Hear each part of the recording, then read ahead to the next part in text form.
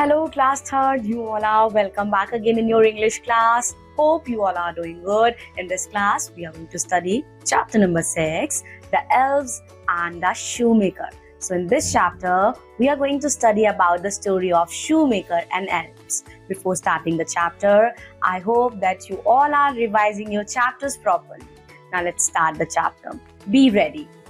Good deeds can be done in a variety of ways. We can feed poor people, help orphans, teach poor children, help people with disabilities, donate money and other basic goods to NGOs, help the homeless, feed the street, dog, etc. We should help others as much as possible. Okay, बच्चों, good deed यानी अगर हम किसी के प्रति अच्छी आदतें, अच्छी भावना रखते हैं, कोई गरीब है उसको खाना खिला देते हैं, कोई अनाथ है उसको प्यार दिखा देते हैं, कोई नीडी है और हमारे पास कोई चीज एक्सेस क्वांटिटी में है उसे डोनेट कर देते हैं। बच्चों, बहुत सारे लोग ऐसे होते हैं जिनको लाइफ की सारी फैसिलिटीज नहीं मिली होती है। अगर हम उनके प्रति अच्छा व्यवहार रखते हैं, उनकी हेल्प कर देते हैं, उसी को हम गुड डीड कहते हैं बच्चों। इसी तरह से बच्चों, एक आपकी नॉन गवर्नमेंट ऑर्गेनाइजेशन है एनजीओज। इसमें क्या होता है, एनजीओज जो है तरह तरह की चलती है, गरीबों की मदद करती है, ऑर्फेन्स की मदद करती है, पीपल विद डिसेबिलिटीज उनकी मदद करती है। सो वी शुड, अगर हम हमारे पास पैसा है तो we can also donate in the NGOs. We should help other as much as possible. बच्चों, हमें एक दूसरे की सहायता करनी चाहिए जितना संभव हो। One evening, a shoemaker sat at his workbench, cutting his leather to make shoes. Snap, snap went his pair of scissors. The shoemaker was tired very soon. I am tired. I will see them tomorrow, the shoemaker thought. एक बार की बात है बच्चों, एक shoemaker यानी कि एक जो मोची था, वो क्या कर रहा था बच्चों, वो अपनी बेंच पे बैठ के लेदर्स की कटाई कर रहा था, जूते बना रहा था। लेदर्स के शूज बनते हैं ना बच्चों। उसके बाद क्या हुआ, ऐसे ठोक रहा था, स्नैप स्नैप आवाज आ रही थी बच्चों। फिर कुछ देर बाद वो थक गया और उसने सोचा कि मैं अब इन जूते को बाद में बनाऊंगा कल। What is for dinner tonight? He asked his wife. There was no bread. The cupboard was empty. The shoemaker and his wife went to bed hungry. अब वो अपनी वाइफ से पूछता है कि आज हम डिनर में क्या खाएंगे, लेकिन खाने के लिए बच्चों कुछ भी नहीं रहता है। पूरी जो अलमीरा कबर्ड रहती है वो खाली रहती है। तो शूमेकर और उसकी वाइफ जो है वो भूखे पेट ही सो जाते हैं। The next morning, the shoemaker woke up and went to his workshop. Just as the weary and hungry shoemaker opened his workshop, he was stunned to see a big surprise. On his bench was a pair of beautiful shoes. Who made them? Wondered the shoemaker and called his wife. The stitches are so beautiful and tiny. Who could make shoes like this? Asked his wife. बच्चों, जब रात में वो लोग भूखे पेट सोने चले जाते हैं और जब सुबह उठते हैं तब शूमेकर जो है वो बहुत ज्यादा सरप्राइज हो जाता है, चौंक जाता है, क्योंकि जो वो काम अधूरा छोड़ के गया था वो पूरी तरह से कंप्लीट हो चुका रहता है और बहुत सफाई से किसी ने धागे से सिलाई की होती है। अब वो पूछता है कि किसने ऐसा किया होगा। उसकी वाइफ भी जो है वो सोचती है कौन है जो ऐसा कर सकता है। Soon a customer came to him to see the lovely shoes. The shoemaker sold the shoe to him for a very good price. He bought some more leather and food with the money he got. The shoemaker and his wife had warm soup with bread that night. After dinner, the shoemaker went to his workbench. Snip, snip went his scissors. Soon he was tired. I am so tired, he said. I will stitch these in the morning. Again, बच्चों, क्या होता है, जब सुबह वो लोग shoes को देखते हैं तब वो लोग हैरान हो जाते हैं कि किसने वो जूते बनाए।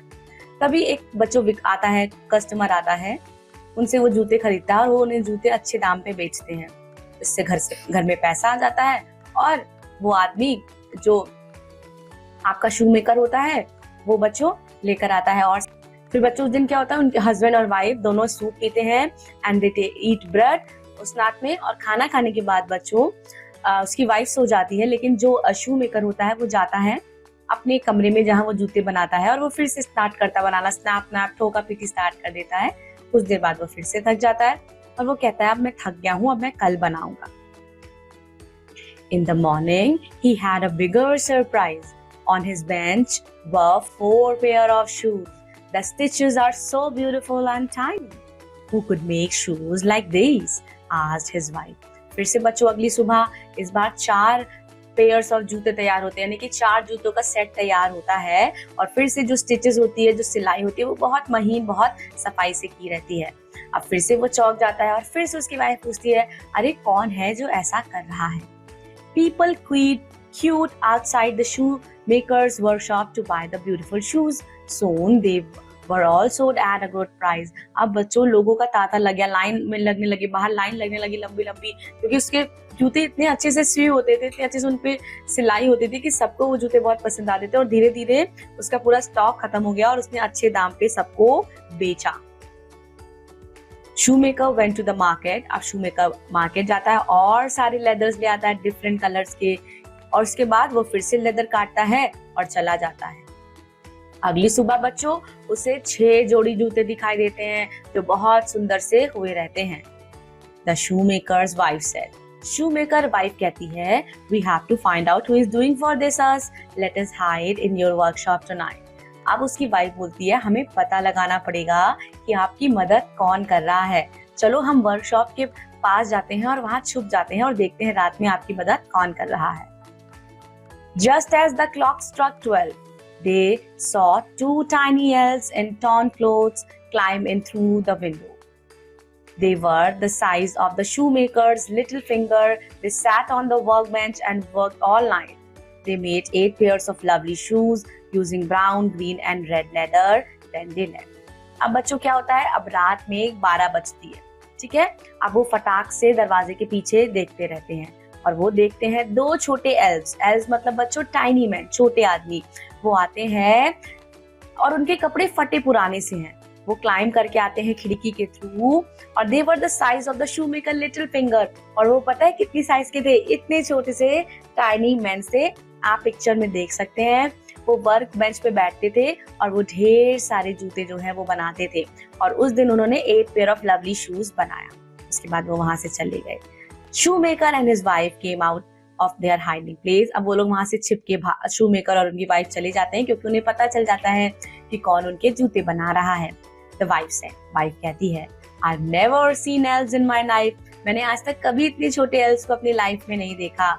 Their clothes were so thin. उनके क्लोथ्स बहुत ज्यादा पतले थे और फटे हुए थे। मैं उनके लिए नए कपड़े सिलूंगी। She sewed tiny tight coats and trousers for them. और शूमेकर की वाइफ ने उनके लिए अच्छे अच्छे कपड़े सिले बच्चों, छोटे छोटे टाइट कोट्स और ट्राउजर्स सिले। The shoemaker also made tiny boots for the elves. और शूमेकर ने भी बच्चों छोटे छोटे जूते एल्व्स के लिए बनाए। नेक्स्ट डे वो फिर से छुप गए बच्चों एल्व्स को देखने के लिए। अब उन्होंने सारा सामान वहां रख दिया था। एल्व्स आते हैं, एल्व्स बहुत ज्यादा खुश हो जाते हैं to find new clothes and boots. They put them on and dance around and enjoy. बच्चों वो उनको पहनते हैं और खुशी से झूम उठते हैं, नाचने लगते हैं। After that day they never returned to shoemaker's house again. और उस दिन के बाद से वो कभी भी शूमेकर के घर वापस नहीं आते हैं। The shoemaker started making shoes on his own after that day. Every night before he slept, he whispered a thank you to the elves. और बच्चों हर रात जब वो सोता था तो वो एल्व्स को थैंक यू बोलता था, क्योंकि एल्व्स की वजह से उसकी दुकान जो है वो चल पड़ी थी अच्छे से। That's all about this beautiful chapter. Revise the chapter properly and do reading of the chapter. I will be seeing you in another English class. Till then, take care of yourself. Thank you so much. Bye-bye.